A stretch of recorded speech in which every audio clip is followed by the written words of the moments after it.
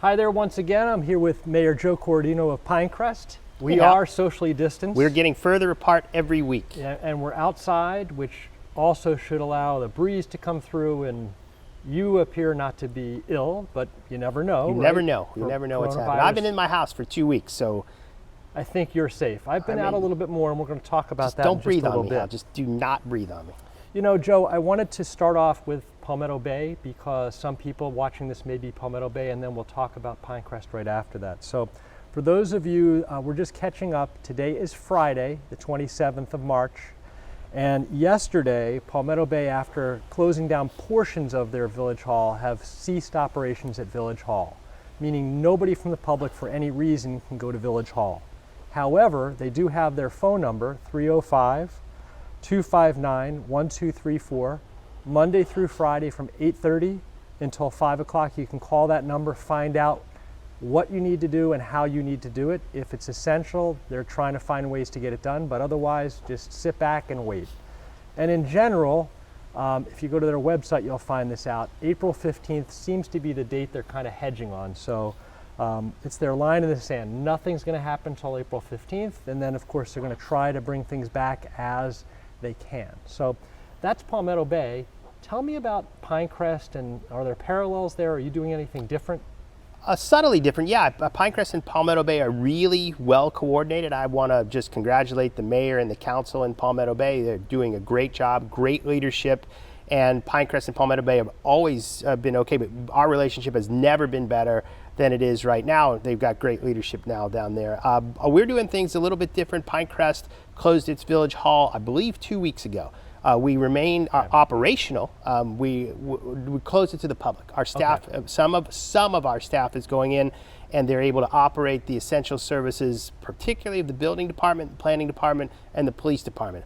All say non-essential. Anybody who can work from home is working from home, and we are doing electronic meetings absolutely as much as possible. So we've been able to maintain building planning and police without forcing the public to come in and putting people in a bad situation. So we're operational. It's a real education there, right? I mean, all of us are finding some way to use the electronic internet and social apps to do things we've never done before, and this is running a government via that. Yeah, and I think what's the great part about what we're learning in the last couple of weeks is last week we took the time to gear it all down, shut it down. This week we're practicing the new way of doing things, and next week we will now be expanding on the new way of doing things, perfecting it, so that when it comes down to it, we're going to be able to operate in the new way in perpetuity, and that's our goal. And I'm looking for it's necessity is the mother of invention. We're doing well at it thus far. Let's talk about things that are happening in Pinecrest, because we obviously are getting national news. We're getting news about the state and what's closed and what's open and flying and all that. We want to pick your brain and really talk about local. So one of the things I found interesting is there is a Freebie Bus service, which is a small minibus that can take you from place to place, and it's really organized by village by village. So Pinecrest has a relationship with this service, Palmetto Bay has a relationship with the service, and again, kind of asking what Pinecrest is doing in relation to what Palmetto Bay is. Palmetto Bay is still running that service. It's an on-demand service, so they don't just run around. You have to call and ask for it through an app on your phone. And then between 7 a.m. and 7 p.m., they're still running people around. I found that a little curious, because if we're supposed to be at home and not going out, why is the service in this case actually expanded from what it normally is? So tell me about Freebie and Pinecrest. Yeah, the Freebie and Pinecrest is still operational. We're gonna, when the county still got its mass transit open, they're encouraging people not to use, and don't go out of your house unless you have to. Unless you're going to one of the essential things. The reason for this transit is so that folks that have to get to work or have to get to grocery store can. Ridership now is extremely low. We are considering, after checking the ridership we're doing today, scaling it back to food delivery services only. And we're looking at the people that are riding it to make sure they're using it for essential purposes. It's not what cut it back. It's part of this evolution of ever restrictive regulations that we're doing to make sure that people don't leave their houses. And we're getting good voluntary compliance, but it could be better. You use the term essential services. Right. And if you go out to websites, there's very long lists of things that are essential right now. Of course, that definition is changing. I'd like for you to help us understand in a more simplistic way, what is essential? I mean, you got the beard going. Yeah. My hair is getting a little longer than I'd like it to be. Is that an essential service?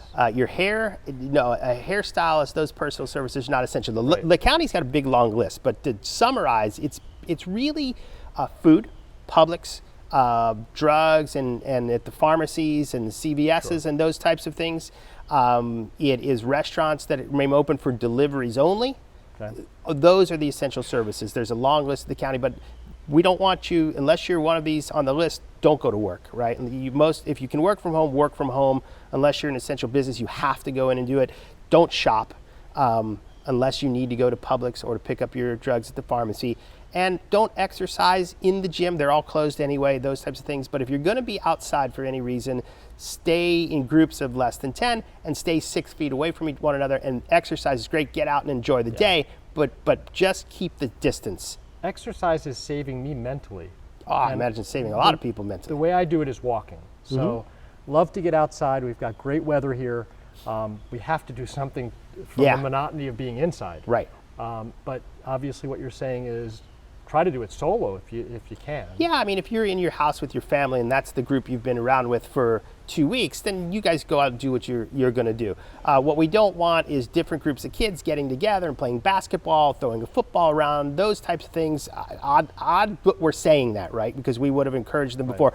But we want to stay separated by 6 feet. Don't touch the common objects of that nature. And so, yeah, you got to exercise. Just do it smart. Stay 6 feet away from one another while you do it. Okay, and one of the things that I thought was very interesting is we all are watching those national emergency meetings and press conferences that the president puts on. And he brings up experts throughout his typically hour-long talks, but those experts don't often get a chance to really say what they want to say. They're brought up for sound bites and then they're on to the next person. I thought it was very interesting, and I shared this with you just before I started rolling the camera. Last night, Dr. Fauci, who seems to be the voice of the medical community here in the United States, talked about two things. I thought both of them very important, and he really focused on this. As you know, New York has certain times that they're going to be closed down. The president wants to attempt to come back by Easter in certain areas of the country. And people tend to be, and governments tend to be putting days, 14 days, 21 days, whatever it is. What Dr. Fauci said in very elegant words was, the virus itself is going to set our timeline. And so what does that mean to you, and how are you going to, with the Pinecrest government, going to react to how things are going? How does that guide you? We believe in science and we believe in data, and we are trying to get as much of that as possible. The second thing we're doing is coordinating with all of the other cities and Miami-Dade County so that we have a common language and a common set of practices. And we've done that very well. That comes together better and better each day. And then we will collectively as a group make those decisions on how to deal with these restrictions using the data and using the science as it comes about. Right now, we just need to keep doing this, and no defined time period, just keep doing it. I think every day we do this now, every day we stay in our homes knocks a week off of this on the backside. We will be much better off by practicing very hard to stay in our homes unless absolutely necessary. You were talking about you act on science, you act on data, and obviously Pinecrest is not a large city with limited resources. How do you get that data? You were talking about meetings that you were having with mayors. Maybe you could talk a little bit more about what is going on, what kind of conversation, and how often those are happening. Yeah, well, we need regional data. The hospital system, all the hospitals now, they're different systems, but they're all coordinated together. The mayor and of the county and Miami-Dade County collects this information. They share it daily with the cities. I think the last check, 33% of the hospital beds were occupied right now. So right now we're doing fine. I think what we're doing is keeping us safe. The cities are coordinating. I talk with the mayors in our region almost daily. The League of Cities convenes meetings with all of its board of directors and its mayors coalition once a week.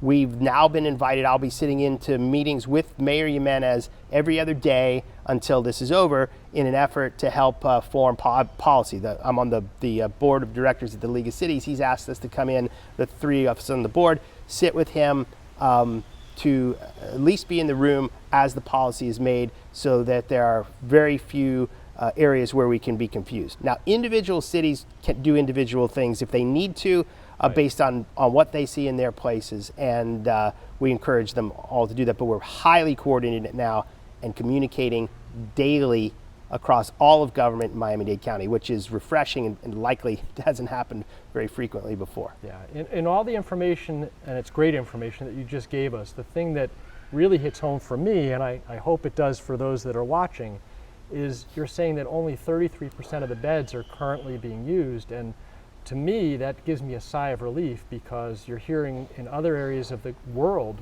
where the hospitals are overwhelmed, and it's nice to hear that we have some capacity and hopefully we don't get to use it. I'm not telling you we're not going to be overwhelmed. I'm telling you right now what we're doing is working, and we need to keep doing it because the goal is not to get overwhelmed. We cannot afford that. That would be a needless loss of life for people, not only with the coronavirus, but just regular ailments that happen on a daily basis. I know that they're building capacity into our hospital system. I know that they are amping up the testing. I know that they are now collecting and sharing data.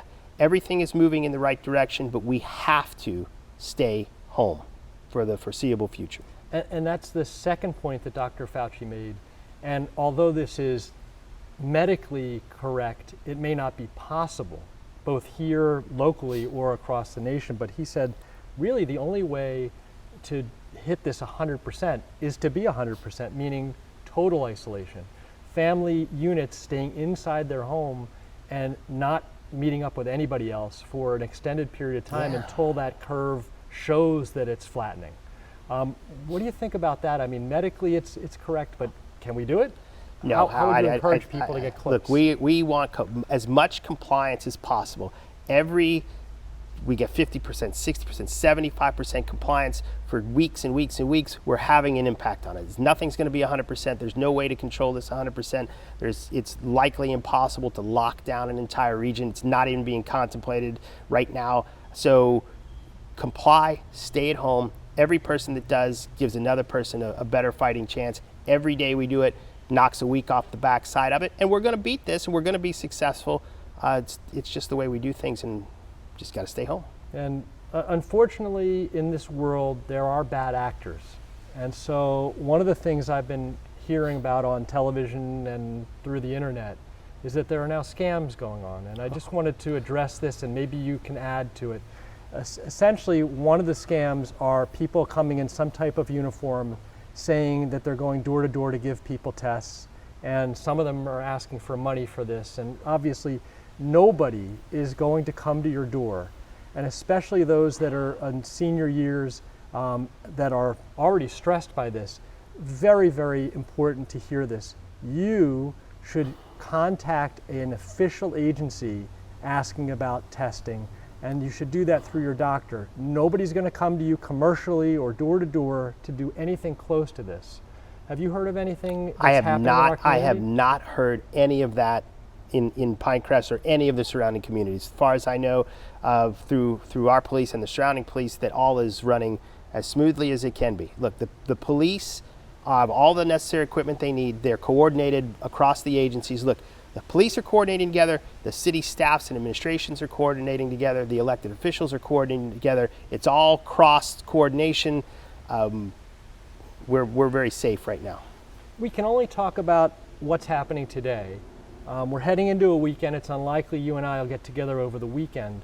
But if you had to put on your hat about where we will be on Monday or Tuesday, any sense of tightening, that restrictions may get tighter, if things are okay the way they are? What do you think is Monday and Tuesday look like? We're going to be in our homes on Monday and Tuesday. No, this has been getting tighter and tighter almost every day. There'll be another call with Mayor Jimenez tomorrow.